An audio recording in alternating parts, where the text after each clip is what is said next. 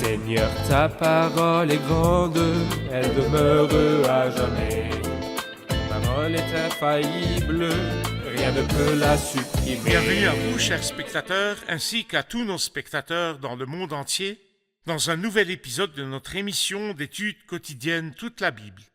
Dans notre étude des livres de l'Ancien Testament, nous sommes arrivés au livre d'Ésaïe, le premier des livres prophétiques. Nous en sommes au 7e chapitre, versets 1 à 9.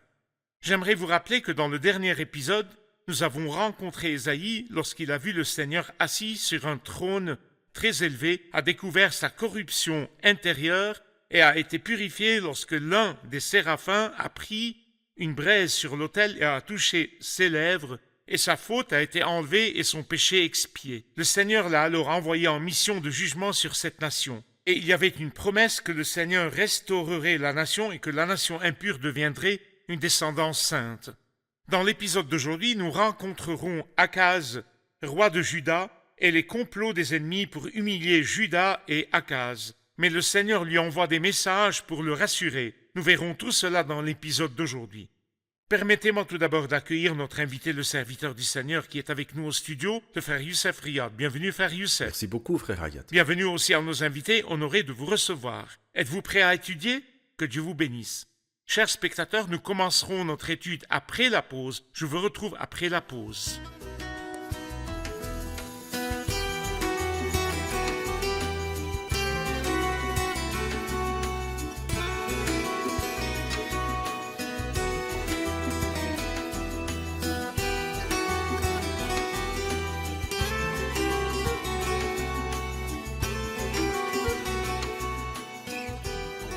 Bienvenue, frère Youssef. Merci beaucoup. Honoré de vous Le recevoir. Seigneur vous bénisse. Frère Youssef, quand nous nous tournons vers le chapitre 7 du livre d'Ésaïe, versets 1 à 9, nous avons besoin d'un titre pour cette partie ou pour ce chapitre en général. Eh bien, je pense que ce chapitre est l'un des plus importants dans le livre d'Ésaïe, car il comprend la prophétie concernant la naissance virginale du Christ, comme nulle part ailleurs dans la parole de Dieu. Bien sûr, elle s'est accomplie dans le Nouveau Testament, comme nous le comprenons dans Matthieu chapitre 1 et aussi dans Luc chapitre 1. Mais ici, il nous parle du signe de la naissance virginale. Et je peux voir deux idées avant ce signe qui apparaît au verset 14 et 15 à propos du Messie.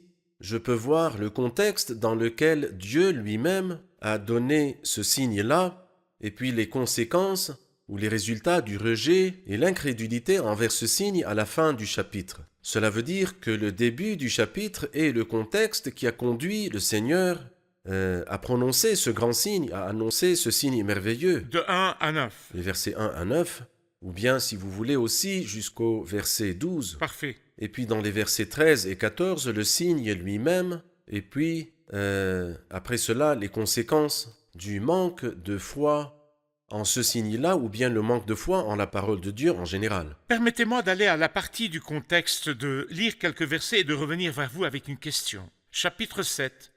À l'époque d'Akaz, fils de Jotham, lui-même fils d'Ozias qui était roi de Juda, Rétzin, le roi de Syrie, monta avec Péka, le fils de Rémalia, le roi d'Israël, contre Jérusalem pour l'attaquer, mais sans parvenir à s'en emparer.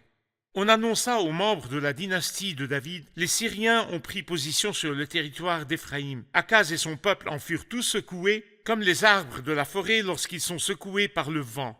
Alors l'Éternel dit à Ésaïe, « Sors donc à la rencontre d'Akaz avec ton fils Shear-Jashub, au bout de l'aqueduc du réservoir supérieur, sur la route du champ du teinturier. Tu lui diras, « Sois tranquille, n'aie pas peur et que ton cœur ne se trouble pas devant ces deux bouts de bois fumants, devant la colère de Rétzin et de la Syrie, ainsi que du fils de Rémalia.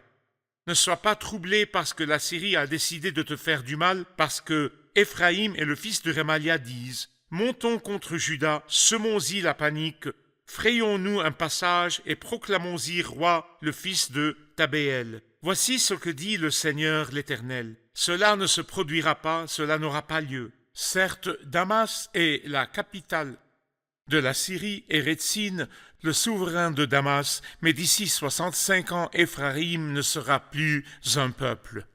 Samarie est la capitale d'Éphraïm et le fils de Rémalia le souverain de Samarie. Si vous ne croyez pas, vous ne subsisterez pas.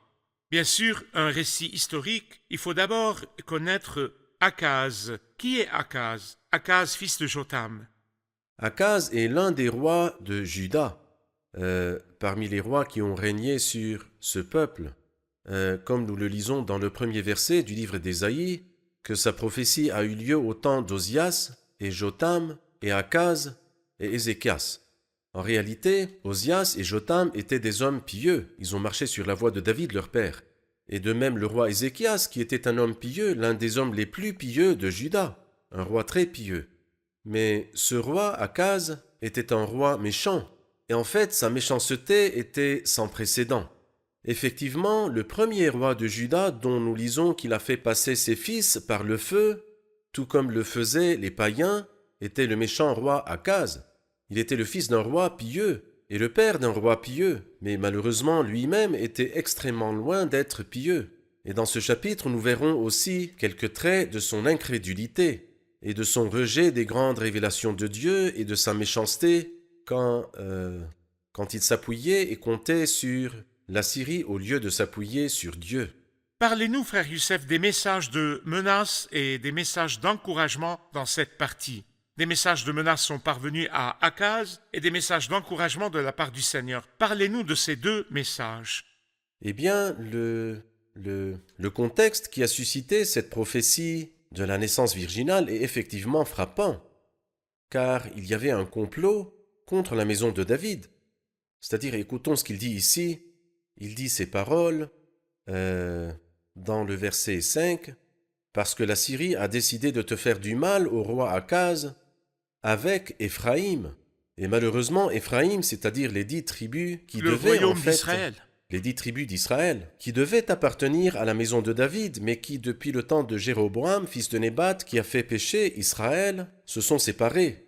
Et malheureusement, elles ont comploté avec les ennemis du peuple de Dieu, le roi de Syrie. Elles ont conspiré pour faire quelque chose de très étrange. Voici ce qu'il dit. « Montons contre Juda, semons-y la panique, frayons-nous un passage. » Et après, nous prononçons bien, non. Ils disent ensuite, « Et proclamons-y roi le fils de Tabéel. » C'est-à-dire toute cette guerre, toute cette conquête était pour renverser un roi et établir un roi. Oui, mais qu'est-ce que cela pourrait vous faire? Que ce roi règne ou que l'autre règne, qu'est-ce que cela peut vous faire? En quoi cela vous dérange? Cela ne le dérange pas à lui, cela dérange Satan. Oui. Satan ne veut pas que le fils de David vienne. Il ne veut pas, il veut couper la route à la venue du Messie. Il veut couper le chemin, oui, exactement. Le Christ viendra de la lignée de David, eh bien nous allons supprimer cette lignée. Et cet Akaz est quelqu'un à qui Dieu ne tiendra pas beaucoup car c'est un mauvais roi. Donc nous éloignons Akaz et établir le fils de Tabéel. En réalité, le Seigneur lui envoya un message d'encouragement. Cela ne se produira pas, cela n'aura pas lieu, ça ne dépend pas des gens. Par moi, les rois règnent et les dirigeants ordonnent ce qui est juste. C'est moi qui renverse et établis les rois. Cela ne se produira pas. Ce n'est pas par amour pour toi, Akaz, ni parce que tu es un homme pieux. Tu es par contre très loin d'être pieux. Tu es un homme indigne en toi-même.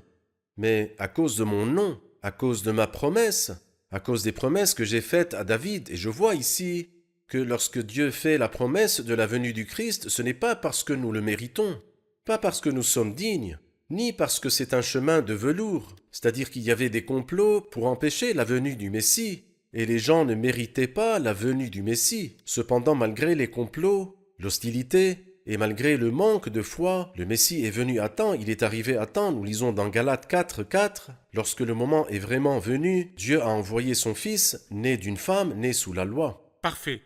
Nous allons prendre une question des invités pour reprendre notre étude. Lorsque le Seigneur dit à Ésaïe d'aller à la rencontre d'Akaz, il dit « Prends ton fils avec toi » et il dit le nom de son fils, Shear-Jashub, et il indique le lieu en détail, l'aqueduc du réservoir supérieur sur la route du champ du teinturier. À quoi servent ces détails? Y a-t-il là un enseignement pour nous, frère Youssef, à travers ces paroles? En fait, nous y avons beaucoup d'enseignements. Allez-y. Eh bien, la question de sœur Christine est en fait composée. Tout d'abord, le sens des noms. Il dit ces paroles, « Sors donc à la rencontre d'Akaz avec ton fils Shear-Jashub. » Le sens des noms. Et le sens des noms n'est pas quelque chose que nous avons inventé. Mais en fait, la signification des noms, c'est-à-dire lorsque Dieu change Abraham en Abraham, et que c'est écrit dans la Bible sainte, En quoi cela diffère pour nous, Abraham ou Abraham? Non, ça diffère. L'enseignement. Car justement, Abraham est le père des hauteurs. Lui tout seul. Mais Abraham sera le père des multitudes. C'est-à-dire, au lieu d'être le père des hauteurs, je vais faire de toi le père des multitudes. Et ainsi, quand Dieu change les noms, il veut dire quelque chose. Tu es Simon, tu seras appelé Pierre. Et Pierre signifie rocher. Donc, tu seras un rocher, tu seras une pierre. Dieu change donc les noms parce que les noms ont une signification. Par exemple, dans le livre de la Genèse, chapitre 5, le premier chapitre où nous lisons beaucoup de noms. Par exemple, quand Enoch a nommé son fils Méthusélah, c'était un nom très étrange. Je ne sais pas comment Enoch a eu le courage de nommer son fils Méthusélah. Vous savez, le nom Méthusélah signifie quand il mourra, il en verra. Quand il mourra, on verra quoi? En fait, quand on fait le calcul, et c'est facile à faire, à partir de Genèse 5, l'année de la mort de Méthusélah, le déluge, est arrivé. Il est mort et il a envoyé le déluge. La même année, il envoya le déluge. Alors donc, parce qu'Enoch était prophète, comme nous le comprenons de Jude 14, il était prophète. Il a nommé son fils d'après la prophétie, que cet homme-là, lorsqu'il mourra, Dieu enverra le déluge, quand il mourra, il enverra.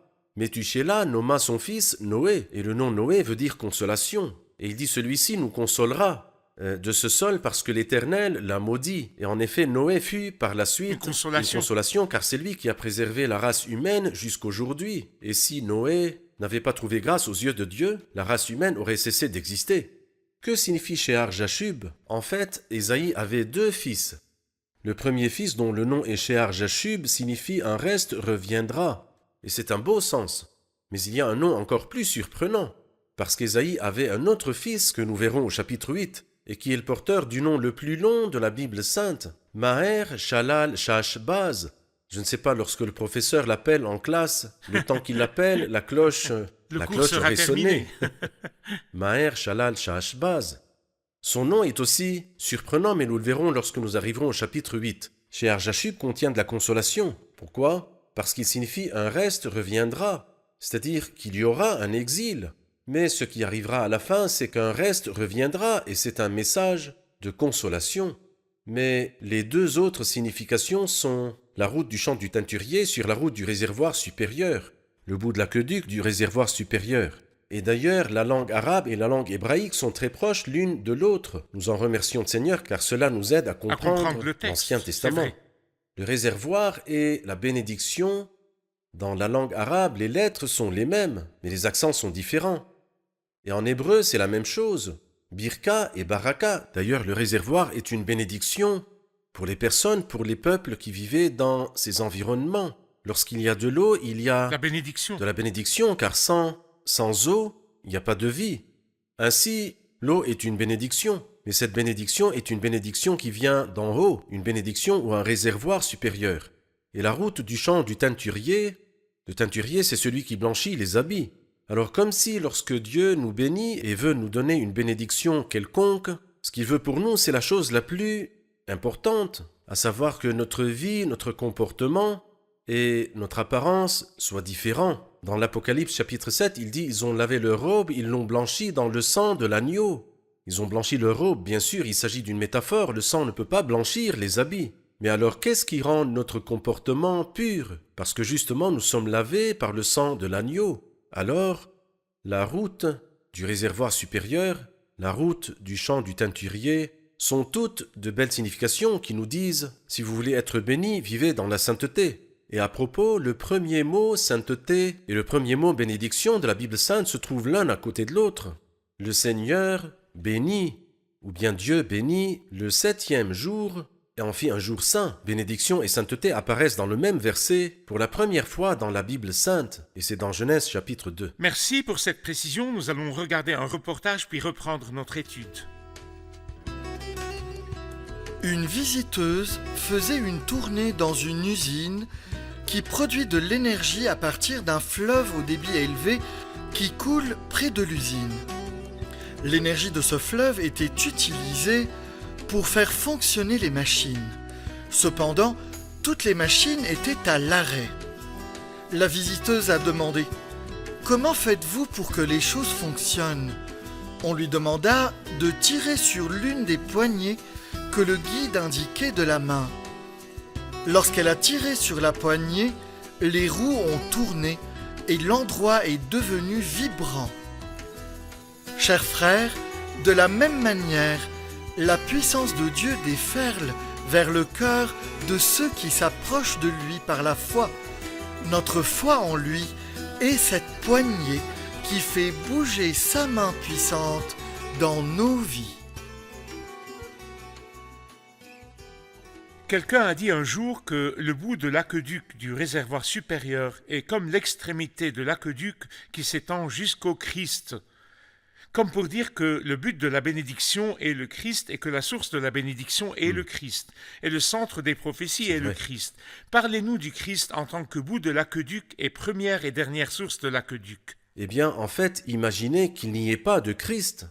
Quelle serait la situation des hommes? Un état misérable, car nous vivrions une vie misérable sur la terre et nous irions dans une éternité misérable en enfer.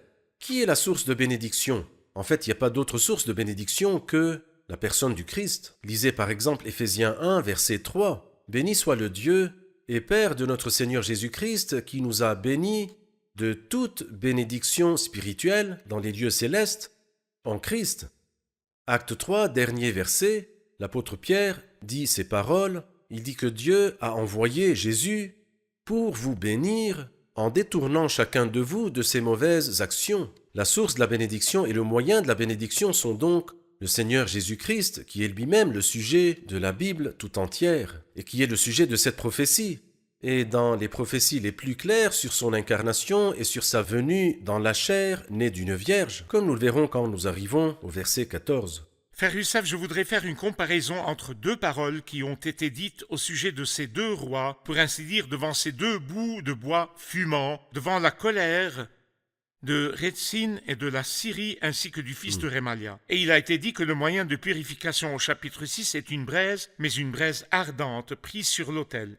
Il y a une braise ardente pour la purification et il y a un bois, deux bois fumants, moyen de purification de Dieu et moyen de destruction de l'homme. Faites une comparaison. En fait, le moyen de purification de Dieu était nous avons dit que c'était l'un des séraphins, mais la vérité est que ce n'est pas l'un des séraphins qui a fait la purification, mais plutôt celui qui est assis sur le trône. Mais pourquoi dit-il l'un des séraphins? Vous seriez surpris du fait qu'un des séraphins, que celui qui est assis sur le trône soit devenu comme un séraphin. Vous savez, lorsqu'il dit « Place le serpent en bronze sur une perche et toute personne qui regarde le serpent en bronze aura la vie sauve », vous seriez surpris que ce mot « serpent en bronze », ce serpent n'existe pas en bronze, mais brûlant. Le serpent brûlant. Le serpent brûlant. Et c'est le même mot que séraphin. Oui. C'est comme si c'est l'un des séraphins ici. C'est comme si le Christ, quand il était pendu à la croix, était lui-même le moyen de purification. Car sur la croix, toute partie de lui brûlait. D'en haut, il a lancé un feu dans mes os et il les piétine. Mais en ce qui concerne les mesures, sois tranquille, n'aie pas peur et que ton cœur ne se trouble pas devant ces deux bouts de bois fumants. C'est-à-dire que lorsqu'on a un bois fumant, on peut simplement le tenir avec les doigts et l'éteindre. Que peut faire alors un bois qui est fumant? Ne le craignez pas du tout. Et c'est comme si Dieu voulait rassurer Akaz. Ils n'y arriveront pas, non pas parce que tu as, une sagesse politique ou bien une puissance militaire, ni l'un ni l'autre, mais parce que c'est moi qui veille à ce que ma parole s'accomplisse. Dans le même contexte, comment encourager nos proches dans le monde arabe? Il y a des croyants là-bas et dans certains pays, ils sont devenus une très petite minorité et il y a des tentatives de la part des ennemis environnants de détruire le témoignage chrétien dans ces pays. Ils disent vouloir éradiquer la présence chrétienne dans ces pays. Dans ce contexte, comment pouvons-nous rassurer le peuple de Dieu, les minorités dans ces pays? En fait, les versets que nous venons de lire contiennent des choses extrêmement rassurantes. Et je dirais également que cette assurance n'a pas été donnée à ceux qui la méritaient. Et ceci montre que le Seigneur ne nous donne pas parce que nous le méritons, mais plutôt par sa grâce absolue. Écoutez par exemple, lorsque la Bible nous dit « Akaz et son peuple en furent tous secoués », comme les arbres de la forêt lorsqu'ils sont secoués par le vent. C'est-à-dire, Akaz était fondu. Il fondit de peur en apprenant que les deux rois, Éphraïm et avec lui Aram, c'est-à-dire le royaume de Syrie au nord, allaient descendre et prendre les 10 tribus avec lui afin d'attaquer les 2 tribus. Alors bien sûr, il considérait que les dés étaient jetés. Cependant, il y a 2 messages. Le premier message se trouve au verset 4, « Sois tranquille, n'aie pas peur, et que ton cœur ne se trouble pas. » Et je pourrais dire cela à toute personne qui est peut-être effrayée dans les pays arabes. Je lui dirais, « Sois tranquille, n'aie pas peur, et que ton cœur ne se trouble pas. » Et le dernier verset, le verset 9, qui dit « Si vous ne croyez pas, vous ne subsisterez pas. » Cela veut dire que si vous avez la foi est amplement suffisante de chasser la peur. Si vous n'avez pas la foi, vous aurez certainement peur. Le Seigneur Jésus a dit un jour à ses disciples, « Pourquoi êtes-vous si craintifs? Comment se fait-il que vous n'ayez pas la foi? Alors que si vous avez la foi, vous serez alors capable d'affronter les dangers. Le Seigneur dit que votre cœur ne se trouble pas. Croyez en Dieu, croyez aussi en moi. » Merci frère Youssef, que Dieu vous bénisse. Revoyons l'épisode avec nos invités.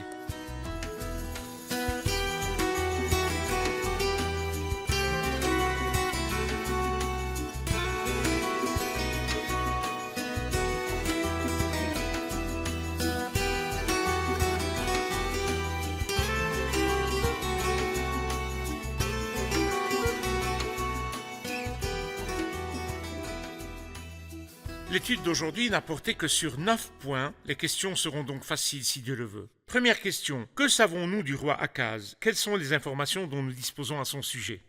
Akaz était le roi de Juda. Malheureusement, c'était un roi méchant. Contrairement à son père Jotam, qui était un roi pieux, et à son fils, qui était un roi pieux. C'était un roi si méchant qu'il a fait passer ses enfants par le feu. Parfait. Frère Youssef? C'est bien. Parfait.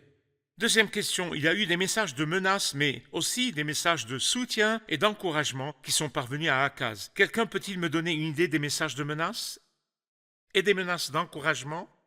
Les messages de menaces venaient de Retsyn, le roi de Syrie, qui monta avec Pékash, le fils de Remalia, le roi d'Israël, contre Jérusalem pour l'attaquer. Mais il y eut un message de Dieu, un message rassurant de Dieu qui disait « Sois tranquille ».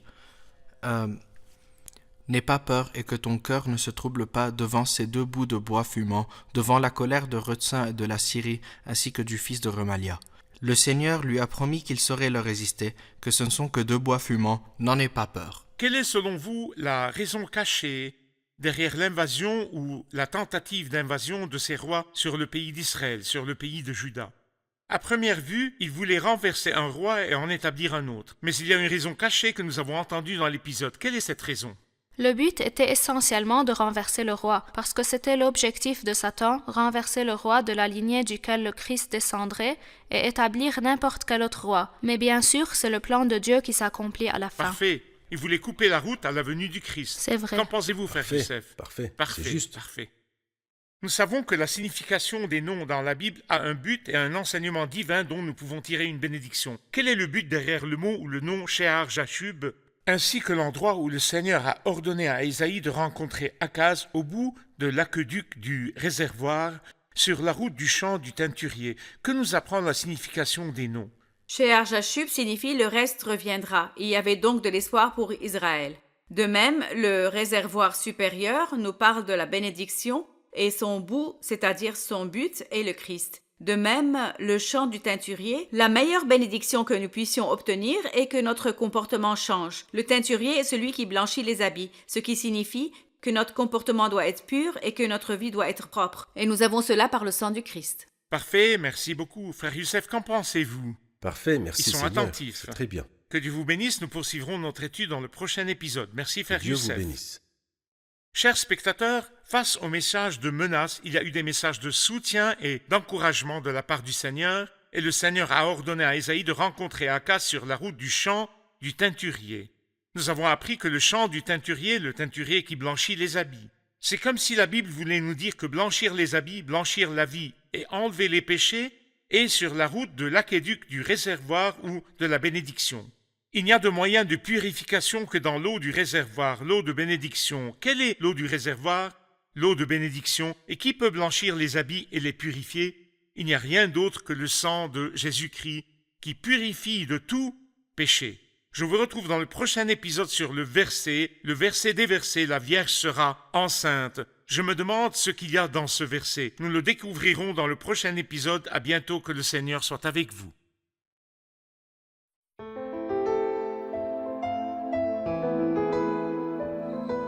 Seigneur, ta parole est grande, elle demeure à jamais. Ta parole est infaillible, rien ne peut la supprimer.